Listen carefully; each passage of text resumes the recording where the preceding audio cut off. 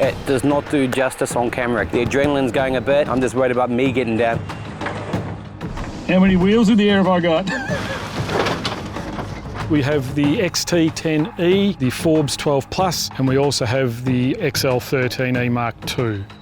The track is that slimy, slippery stuff on top. How crazy is this? We've got four-wheel drives on the track and we're towing. This is nuts.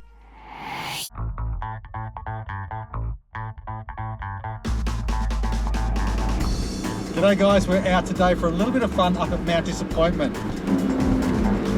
I've got the XT10E. Behind me is Mark with the Forbes 12 Plus, and behind him is Matt with an MDC 13-footer. We're all set for a cracking day off-road, and I've got my best mate Honey along in the passenger seat. But guys, the key when you go four-wheel driving, when you go out touring, and even if you're towing, is to make sure that your partner gets a chance behind the steering wheel for some experience as well. Especially when they're a better driver than you. I'm the better driver. I'm a better driver than you. I'm the better driver. That's why I do most of the driving. I don't break the car. She's right. I do. So let's get set for a fun day off-road at Mount Disappointment with the campers and a bunch of mates.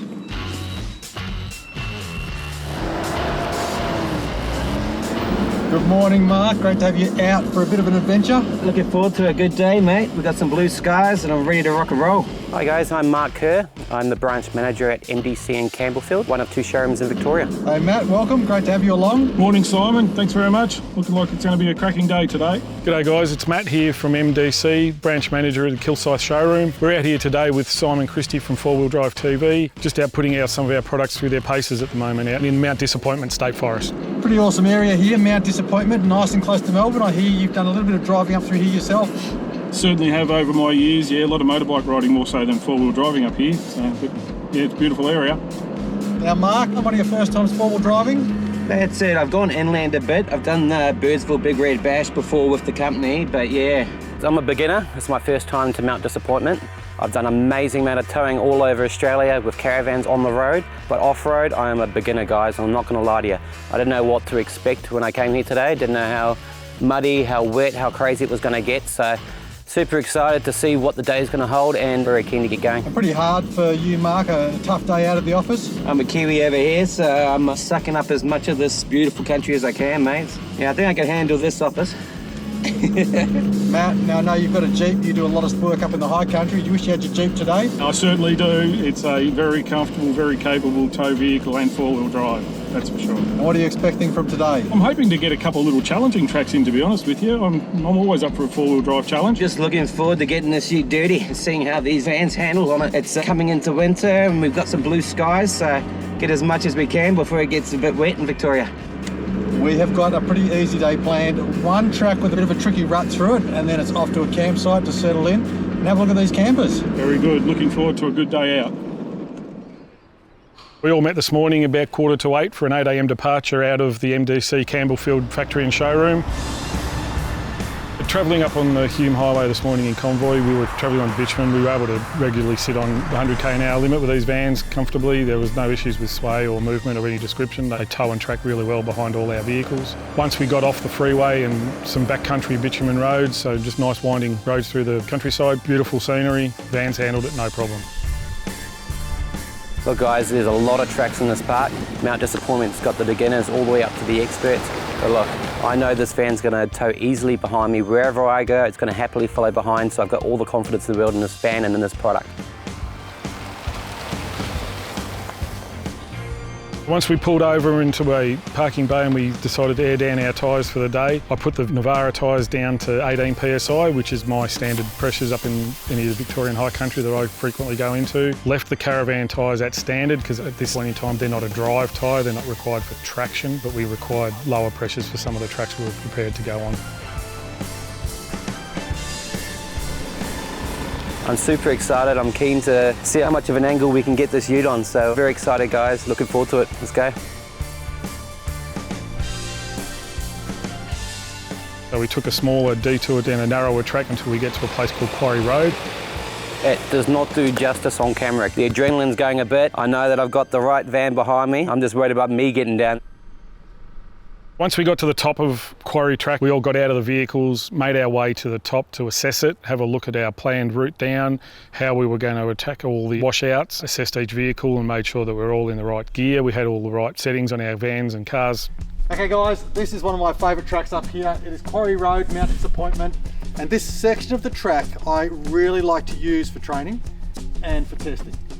We've got these beautiful MDC campers out here. They've got the off-road suspension, independent dual shocks. They are good to go, and they've got plenty of clearance, and they've got good scrub rails all around those vans.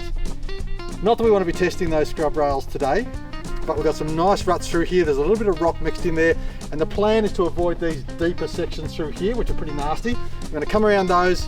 We'll cut across to the left through that section, back across to the right. We'll straddle a little bit down there, and we will be all sweet and easy going. Any questions? Sounds like a plan, mate. I'm champing at the bit for this one. This looks like a bit of fun, mate. I'm ready to go. I reckon we go down it, we'll turn the vans around, and we come back up it. Sounds like a plan, mate. Let's do it. Your lead. I'm first. All right guys, here we go. This first section of Quarry Road, one of my favourites. You're definitely going to need low range. I'm also going to use the rear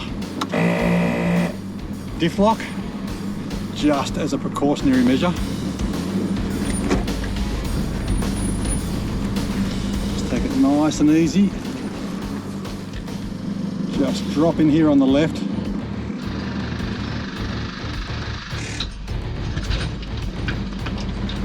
Get that hitch doing its job. That's a DO35. It just goes to show, with a little bit of caution and care, how far you can actually take a four-wheel drive and a camper. All right, now this section is going to be tricky. All right, that should be pretty good now. Just going to straddle this hole. Couple more little steps to do. Simon watched and picked his lines accordingly and got himself down there relatively unscathed. And we are done. After Simon attempted that and got down to the bottom of this track, he turned the vehicle around and immediately made an attempt to come back up.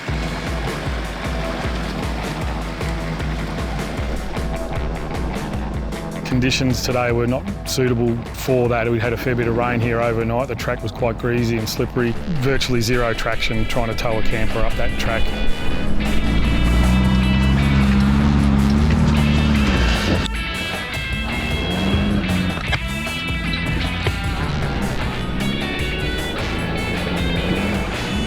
Gave it a good red hot crack, got to a point where it just wasn't going to get any further. So at that point we all decided it was best to do a winch recovery out of that section.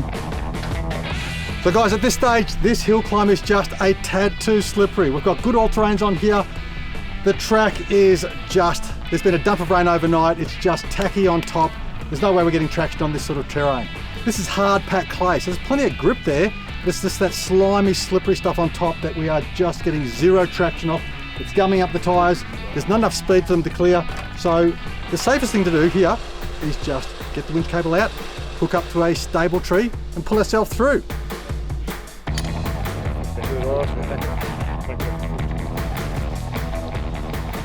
Got that recovery set up off a tree, straight line pull, very quick and easy winch out of that location to enable Simon to drive the rest of the track all the way to the top again. Mark from Campbellfield was second and Simon did an excellent job talking him through it. Mark's first attempt at anything like this, so he was a little bit nervous but excited. Keep driving on that. Nice. This hill was another level. There was a lot of angles, there was a lot of braking, but luckily I had Simon out in front of me making sure I was going down the right track, so I felt very confident. These vans are high enough, they've got the suspension, they've got what you need to go where you got to go. You just got to tow it. I'm in a stock standard Navara. We've put some all-terrains on it, we've got the radio on it, and we've got the brake controller fitted. I did not think we were going to do it, okay guys? So honest truth, I thought that you were going to have to tow me back upwards. Woohoo! Is that better? How good is that?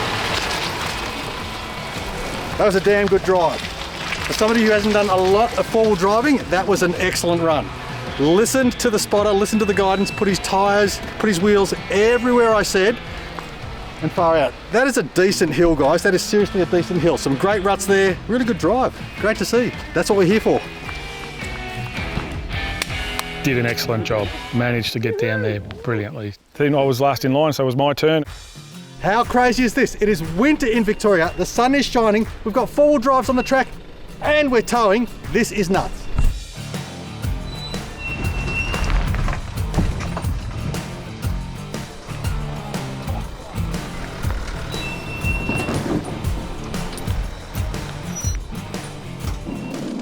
Oh, looky at that.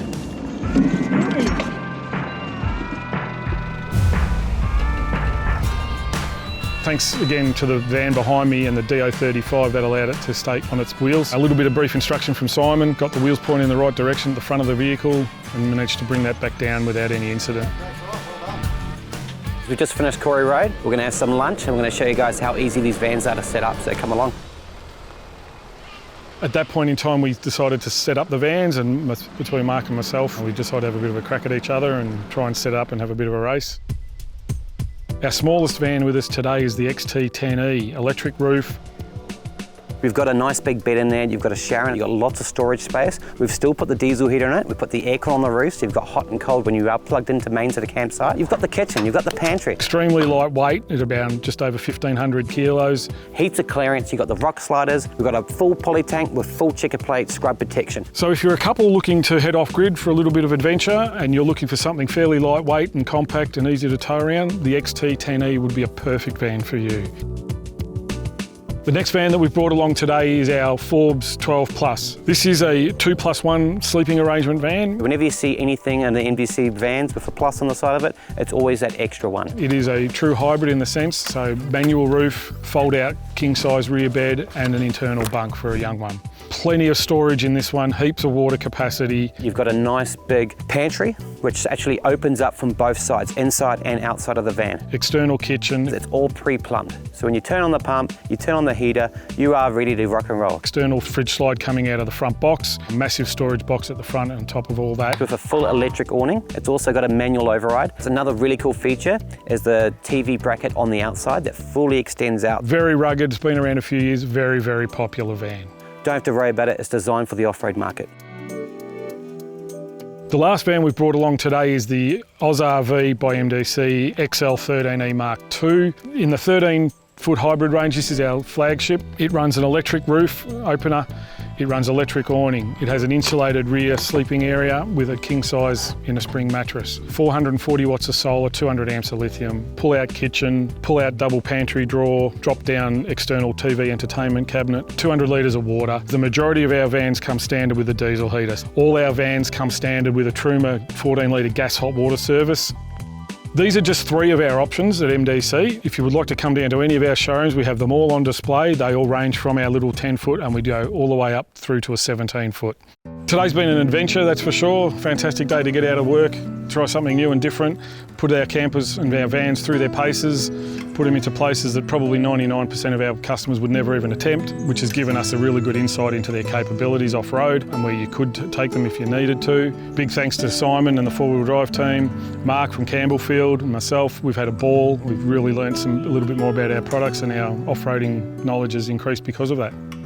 In a couple of minutes, we're heading up to a nice vista and a lookout up the road to enjoy the view. It's a beautiful day, sky is blue. Looking forward to the nice view on the way to finish up our day.